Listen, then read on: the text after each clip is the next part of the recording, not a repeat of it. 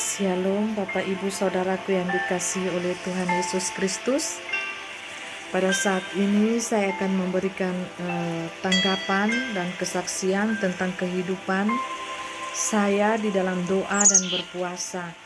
Ada anak-anak Tuhan yang bertanya ya di dalam YouTube saya ya, cara ibu berpuasa bagaimana maksudnya ya, berpuasa saya ingin menjelaskan kepada kita sekalian cara saya berpuasa selama ini dan dari zaman dahulu ya, sudah lama sekali ya saya lakukan doa dan puasa agar supaya saya dapat menjalin hubungan yang indah, yang intim dengan Tuhan tanpa satu manusia pun yang tahu, termasuk suami saya. Dia tidak tahu kalau saya sedang berpuasa, Bapak Ibu Saudaraku yang dikasihi oleh Tuhan Yesus Kristus. Saya setiap harinya tetap ya memasak, menyiapkan makanan untuk keluarga kecil saya, untuk anak-anak dan suami. Ya, tetapi saya berpuasa, saya tidak makan.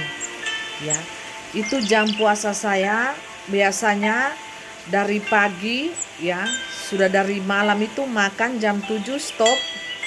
Dan dari pagi itu tidak makan dan nanti bukanya itu biasanya jam 4, jam 5 sore pada keesokan harinya. Ya, biasanya saya pingsan ya Bapak Ibu karena tidak tahan dengan puasa yang saya lakukan ya, dengan niat hati. Yang penting di sini adalah niat hati kita untuk terkoneksi dengan Tuhan, untuk bisa bertemu dengan Tuhan. Seberapa cintakah kita dengan Tuhan Yesus, Allah yang Maha Kudus, ya, seberapa sayangkah kita dengan pribadi Dia, seberapa rindukah kita untuk berjumpa dan berbicara, ya, melalui hati kita, roh kita yang berbicara di hadapan Tuhan, ya. Kalau kita berbicara di hadapan manusia, mungkin kita bisa berbohong-bohong, ya, bisa menjadi orang yang munafik. Tetapi kita kalau di hadapan Tuhan, kita tidak ada yang tersembunyi Bapak Ibu. Tuhan Allah senantiasa melihat isi hati kita, senantiasa melihat apa yang kita lakukan, kerinduan hati kita yang terutama untuk dapat berjumpa dengan pribadi yang Maha Kudus itu. Untuk itu apa yang saya harus lakukan, hamba-Mu ini lakukan, yaitu dengan cara apa? Ya, dengan cara apa kita untuk terkoneksi dengan Allah yang super ilahi itu, yang Maha Kudus. Kita harus membayar harga, ya, kedagingan kita, ya, hawa nafsu kita yang jahat ini di hadapan Tuhan. Ya, dengan cara apa? Yaitu doa dan puasa. Kita menjalin hubungan yang intim dengan Tuhan, hubungan yang indah yang orang lain tanpa sepengetahuan orang lain tahu. Kita tidak usah pamer, tidak usah nanti orang lain tahu bahwa kita itu manusia yang dekat dengan Tuhan. Tidak perlu Bapak Ibu, tidak perlu untuk mencari pujian dan sanjungan daripada manusia, seolah-olah kita ini dilihat seperti malaikat terang.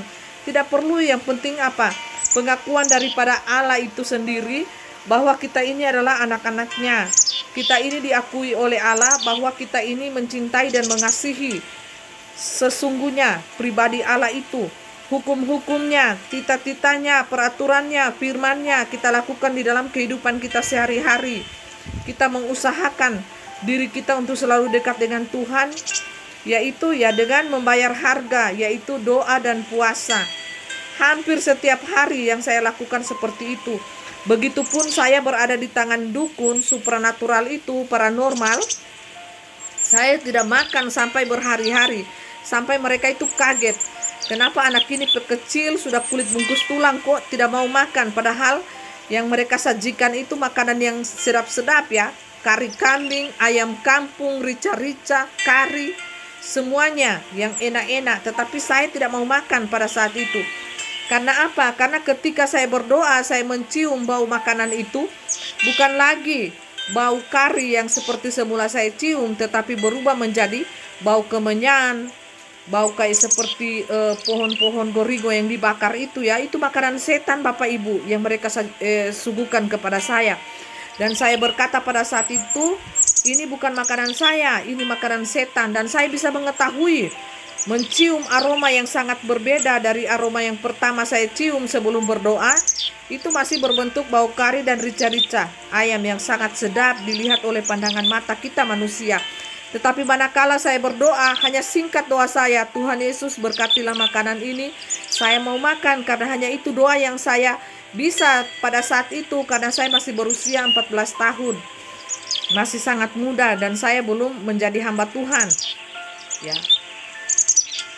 Dan pada saat itu terjadilah seketika itu juga makanan itu berbau menjadi aromanya sangat asing bagi saya, ya. Baunya itu berubah seketika itu juga menjadi bau pohon-pohon goringo, ya, menjadi kayak macam bau kemenyan, ya, bau-bau yang asing yang saya tidak pernah mencium bau-bau tersebut. Jadi saya setiap kali mereka suguhkan makanan itu dan mereka paksa untuk saya makan, saya langsung membuang makanan itu. Saya bilang, dalam nama Yesus saya buang. Ini bukan makanan saya, tetapi makanan setan. Saya tidak mau mengisi tubuh saya ini dengan makanan setan, ya, makanan yang telah dijamah oleh setan. Jadi Bapak Ibu Saudaraku yang dikasihi oleh Tuhan Yesus Kristus, ya, saya berpuasa, ya, biasanya sekarang saya tingkatkan dari jam 6 sore dari kemarin, start kemarin, ya, tanpa buka di hari sebelumnya jam 6 sore, dan saya akan buka di hari berikutnya di jam 6 sore atau jam 7 malam. Saya buka di hari sebelumnya jam 7 malam. Saya akan buka keesokan harinya di jam 7 malam. Jadi satu hari full, ya Bapak Ibu. Dan saya kalau puasa satu hari full itu hanya minum air. Ya, minum air putih atau air kunyit, ya, untuk meningkatkan daya tahan tubuh. Hanya air yang saya minum. Jadi seperti begitulah puasa yang saya lakukan selama ini.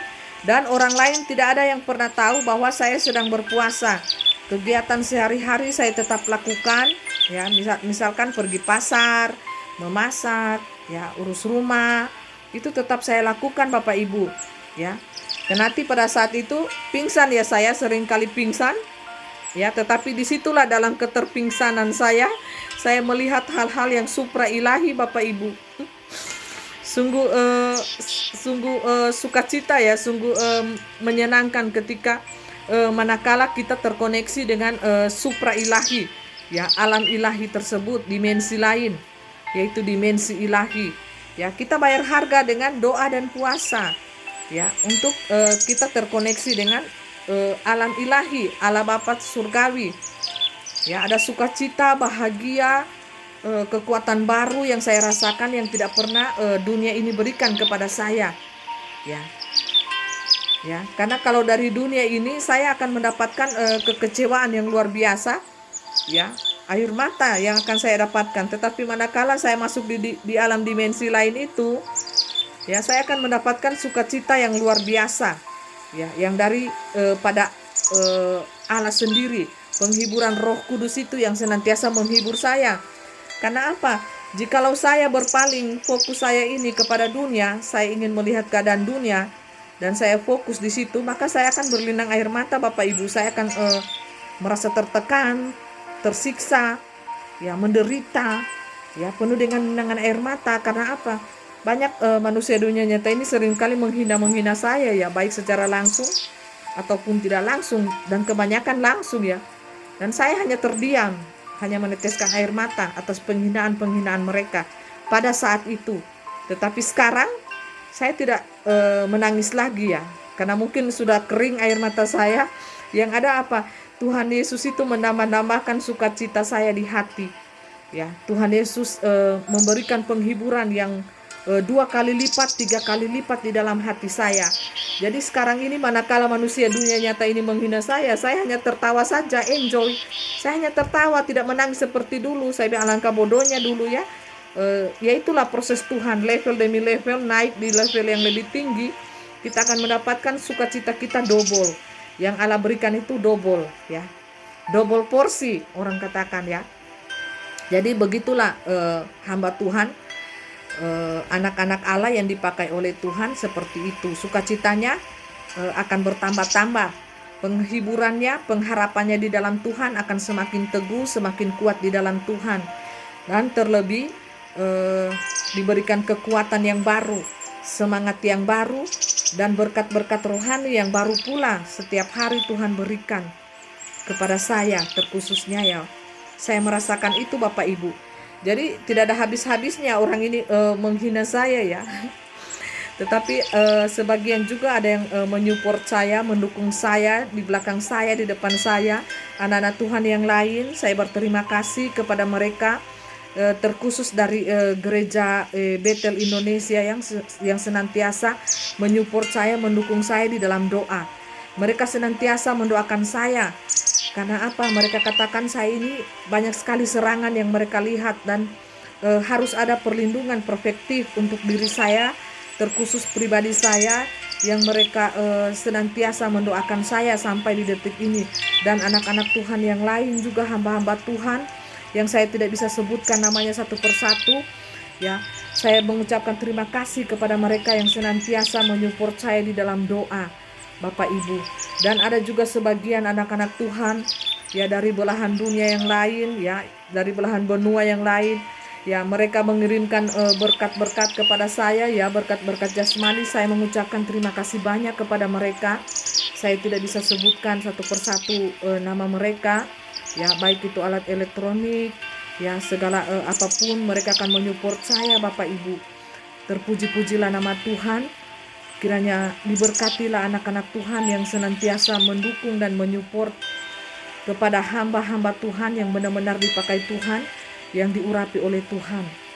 Ya, kiranya berkat Tuhan senantiasa melingkupi hidup mereka, terutama berkat rohani yang senantiasa memperbaharui hati pemikiran mereka, supaya lebih lagi melekat kepada Tuhan, lebih lagi mengandalkan Tuhan, lebih lagi memperdalam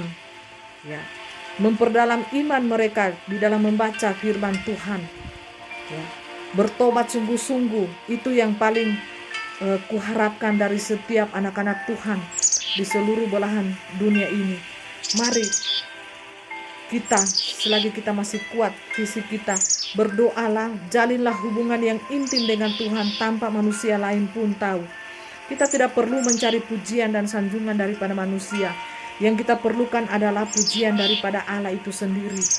Percuma kita di dunia nyata ini mendapat pujian beribu-ribu dari manusia, sedangkan Allah tidak mengenal roh kita di alam sana, di alam keilahian. Percuma Bapak Ibu ya. Bagi saya, mendingan saya di dunia mati dengan kehinaan, dihina-hina sana sini, daripada saya tidak dikenal oleh Allah. Roh saya ini tidak diakui oleh Allah. Roh saya ini tidak dikenal, dan malah dikatakan, enyalah kau hambaku yang jahat, enyalah kau hamba si pembuat kejahatan. Apakah kita akan menangis di dunia ini, ataukah kita akan menangis di alam keilahian? Pilihan ada di tangan kita masing-masing. Bagi saya akan menangis selama saya hidup di dunia ini. Ya, saya siap membayar harga dengan penderitaan air mata daripada saya akan menangis di alam keilahian, manakala Tuhan tidak mengenal roh saya, dan Tuhan akan berkata, enyalah kau hamba pembuat kejahatan, hamba yang najis, enyalah kau dari hadapanku. Pilihan di tangan kita masing-masing. Carilah pujian daripada Allah. Itulah saran saya. Jangan pujian daripada manusia, itu akan sia-sia, karena kita manusia sama-sama terbuat dari tanah. Salah menilai, salah berucap, salah bertindak, itulah manusia dengan segala konsekuensinya. Tetapi marilah kita mencari pujian dan penilaian daripada Allah yang tidak pernah salah menilai kita. Dia mengenal kita dari hati kita. Dia mengenal kita dari roh dan jiwa kita. Kenalilah jalan dan penilaian daripada Allah itu. Jangan kita terburu nafsu kita untuk mengejar pujian daripada manusia, karena kita akan menangis dan kecewa nantinya. Karena manusia hanyalah debu, hanyalah tanah, dan akan kembali ke tanah. Dan semua perbuatan kita akan pertanggungjawabkan di hadapan Allah. Mari muliakanlah Allah di dalam tubuh kita, karena tubuh kita adalah bait Allah yang kudus. Itulah cara saya berpuasa. Saya diam-diam dan tidak ada orang yang lain yang tahu. Dan manakala saya berperang juga tidak ada orang yang tahu. Tidak ada orang lain yang tahu, semuanya hanya Tuhan yang tahu segala sesuatu. Manakala anak-anak Tuhan yang lain tidur nyenyak, saya berperang di alam lain mulai start jam 12 malam, apalagi bertarung di hari Selasa, malam Selasa dan malam Jumat, karena itu adalah intens kuasa kegelapan paling tinggi. Dan saya keluar di jam-jam begitu untuk berperang dengan mereka. Karena apa? Karena saya tahu saya digodok oleh paranormal, dukun itu di jam-jam begitu, dan itu merupakan intens setan yang paling tinggi. Dan saya keluar sebagai prajurit Allah, saya mencari markas setan itu dan saya berperang di situ habis-habisan Bapak Ibu. Makanya tidak heran habis tenaga, terkadang sakit, tiba-tiba. Itulah efek daripada penyerangan supranatural spiritual dan kita melawan kuasa kegelapan. Jangan kita menjadi anak-anak Tuhan yang manja. Tidak usah sentuh setan, maka dia tidak akan menyentuh kita. Jangan Bapak Ibu, kita harus menjadi pahlawan Kristus, anak-anak Tuhan Yesus, siap berperang dan menggunakan seluruh perlengkapan senjata Allah itu yang ada di dalam firman Tuhan. Jangan hanya dibaca itu dan kalian tidak mempergunakan perlengkapan itu, kalian akan menyesal nantinya. Gunakan perlengkapan senjata Allah yang telah Allah siapkan di dalam firman-Nya. Di dalam alam roh, kita akan berbentuk seperti prajurit-prajurit Kristus sejati. Pergunakanlah senjata perlengkapan Allah itu selagi kita masih hidup. Kita harus memperlengkapi roh kita dengan persenjataan Allah. Supaya apa? Kita kuat di dalam berperang. Manakala kita tidak memakai persenjataan Allah itu, maka roh kita akan lemah. Roh kita sebelum berperang, kita sudah kalah duluan. Belum berperang, kita sudah jatuh dalam berbagai macam-macam pencobaan. Seperti jatuh dalam hal mamon, dalam hal kenajisan, dalam hal keangkuhan. Ya, semuanya jatuh. Belum berperang, sudah jatuh Bapak Ibu. Jadi gunakanlah senjata perlengkapan Allah itu. Manakala Allah telah menebus dosa-dosa kita, telah menyucikan dosa-dosa kita, kita pergunakan senjata Allah itu yang telah dikuduskan oleh Allah untuk kita. Pergunakan di alam roh. Berperanglah kita di dalam melawan kuasa kegelapan. Karena kita bukan berperang melawan darah dan daging, kita bukan berperang melawan sesama kita, tetapi kita berperang melawan setan. Sesama kita manusia, kita harus kasihi mereka sungguh-sungguh, seperti kita mengasihi diri kita sendiri. Kita mengasihi Allah yang tidak kelihatan dengan sungguh-sungguh, dengan segenap hati dan jiwa kita. Kita juga mengasihi manusia yang kelihatan ini, yang ada bersama-sama hidup di planet bumi ini. Kita kasihi mereka. Ya, kita bantu, kita tolong mereka jikalau mereka dalam kesusahan. Ya, Bapak Ibu Saudaraku yang dikasihi Tuhan, seperti itulah perjuangan saya sebagai anak Tuhan. Ya, hidup saya ini dikatakan, kalau saya mengatakan susah-susah gampang, rada-rada susah, rada-rada gampang, rada-rada senang, rada-rada sukacita, biasa meneteskan air mata, biasa sudah aku jalani semuanya ya. Tetapi akhir-akhir ini setelah saya menjadi saksi Tuhan, double ya sukacita saya yang Tuhan tambahkan di dalam hati saya. Terpuji-pujilah nama Tuhan. Karena apa? Semakin banyak akhir-akhir ini serangan-serangan yang akan datang kepada saya. Karena saya telah muncul menjadi saksi di tengah-tengah dunia yang gelap ini, maka setan pun tidak akan tinggal diam di dalam melihat keberadaan saya. Dia akan menyerang setiap saat, ya. Dia akan mengganggu terus. Tetapi saya akan berdiri teguh di dalam kebenaran firman Tuhan. Karena ada apa? Karena ada Tuhan Yesus. Karena ada Allah, ada Tuhan Yesus Kristus yang menyertai saya. Yesua Hamasia Elohim yang senantiasa menggendong saya, menggandeng tangan saya, dan melangkah bersama kuasa dan kasih Tuhan Yesus Kristus itu sendiri. Jadi saya tidak takut apapun juga yang akan menimpa diri saya, ya, karena ada Tuhan Yesus yang melindungi saya.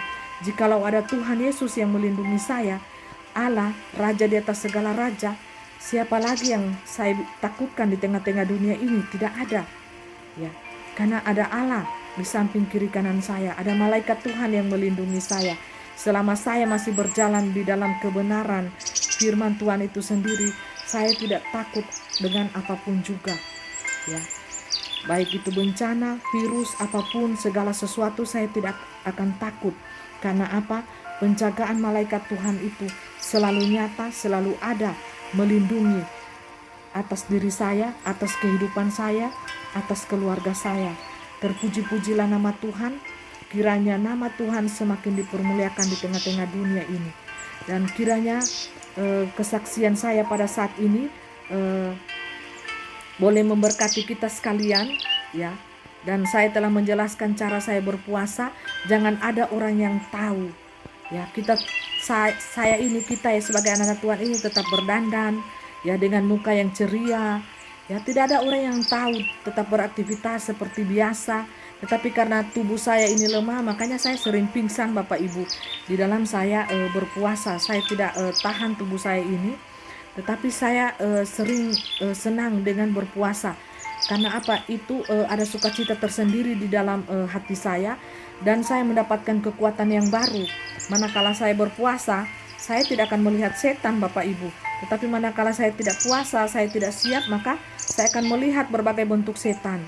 Ya, ada yang badannya manusia, kepalanya kambing. Ya, berbagai bentuk, macam-macam mereka akan tampil di depan mata saya. Tetapi manakala saya siap, saya berpuasa, saya doa sungguh-sungguh, membaca firman Tuhan, merenungkan firman itu di dalam hati saya, roh dan jiwa saya, mereka tidak akan muncul. Jadi manakala saya lemah, saya tidak berpuasa dan tidak menjaga diri saya sendiri, maka mereka akan muncul menampakkan diri mereka pada saat saya lemah dan saya tidak siap.